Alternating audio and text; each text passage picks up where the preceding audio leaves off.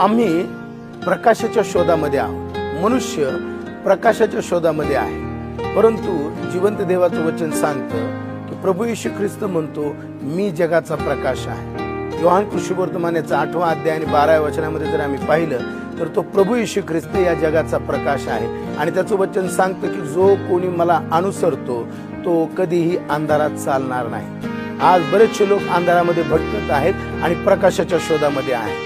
खरा प्रकाश तो प्रभू येशू ख्रिस्त आहे. जो कोणी त्याला अनुसरतो किंवा त्याला स्वीकारतो तो कधीही अंधारात चालणार नाही. आज जर आम्ही अंधारामध्ये चाचपडत चाललेले आहोत किंवा प्रकाशाच्या शोधामध्ये आहोत, तर मी तुम्हाला प्रभू येशू ख्रिस्ताविषयी सांगू इच्छितो की त्या प्रभू येशू ख्रिस्ताविषयी जाणून घ्या, त्याला आपल्या जीवनामध्ये स्वीकारा आणि खरा प्रकाश मी आणि तुम्ही अनुभवणार आहोत. हा खरा प्रकाश आज तुम्हाला प्राप्त हो, हीच प्रार्थना तुमच्यासाठी माझी असणार आहे. देव बाप मला आणि तुम्हाला आशीर्वाद